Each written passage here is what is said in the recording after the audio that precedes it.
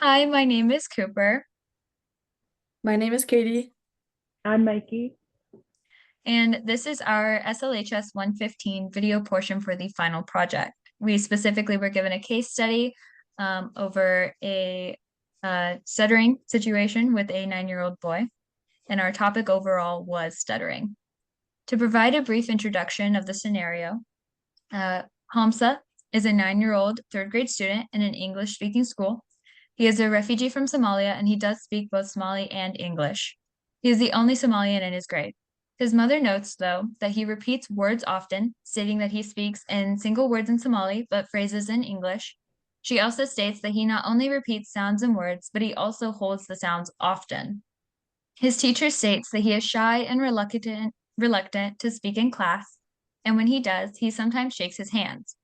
His voice does not always produce, and he has long repeated elongations of sounds. And after being evaluated by an SLP, it was determined that Hamza needs special education classes. A few notes to add for our introduction. Hamza's pediatrician, which was previously involved before this SLP evaluation, had told his parents that they simply just needed to stop confusing him and, quote unquote, just stick with one language. Hamza's English is proficient. His teachers believe, though, that he gets worse when his emotions are heightened, and his second grade teacher has stated that she believed he got worse as the year progressed. His parents did decline the use of an interpreter throughout the consultation with an SLP, but they were still given one anyways on behalf of the SLP, simply not wanting to have any mix up or confusion. And then the SLP did start the consultation meeting with special education discourse and paperwork regarding that, rather than discussing findings in the evaluation throughout Hamza's or findings in Hamza's evaluation throughout the SLP, going about like the natural setting, getting the case history, etc.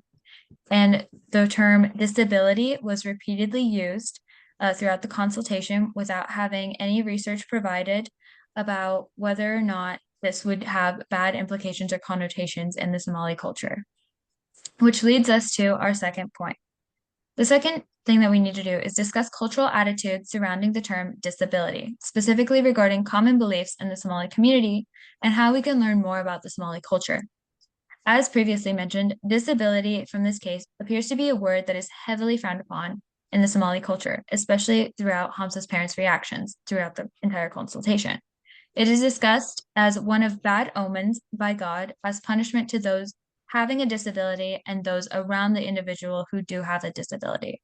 It is also stated throughout the case that they are considered taboo in Somali culture.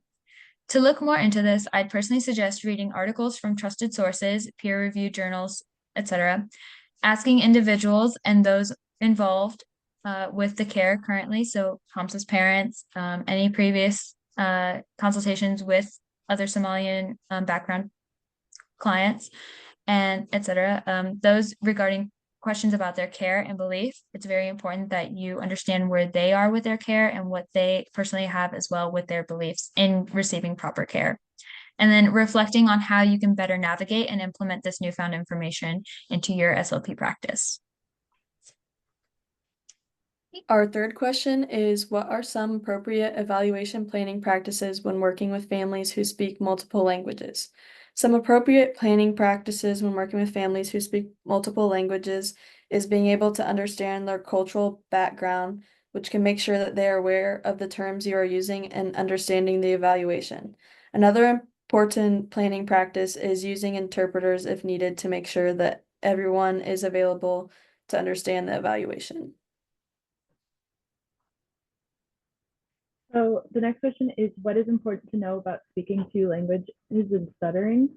And while there's no scientific evidence that shows that speaking two languages causes stuttering, but treating it in one language can also help with any issues in any other languages spoken as well.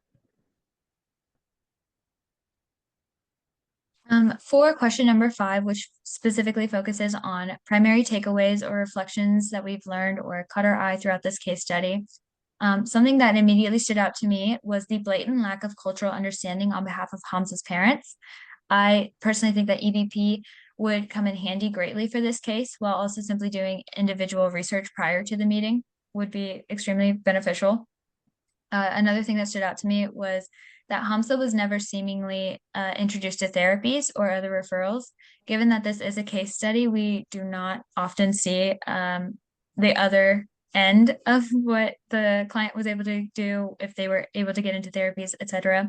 But something that I do believe would be considered possible in this scenario isn't more so the fact that Hamza's parental beliefs are getting in the way of, well, are also getting in the way of him receiving proper treatment, but the sort of interactions that they're already having medically with several different consultations and those involved in the consultation can definitely deter them from seeking more therapies or resources for Hamza and his stuttering, simply because they are consistently met with different racial profiling and such.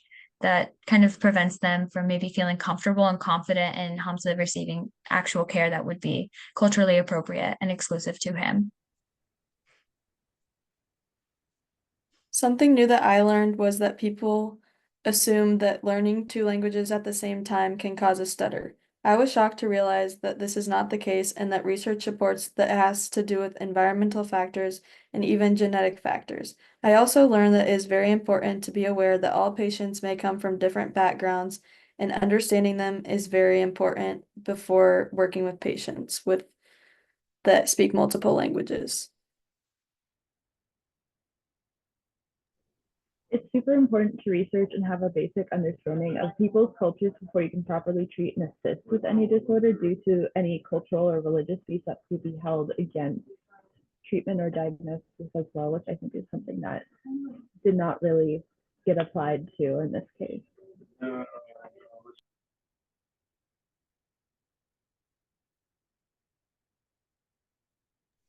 Sorry. That has been our SLHS 115 video portion of the final project. Thank you so much for listening.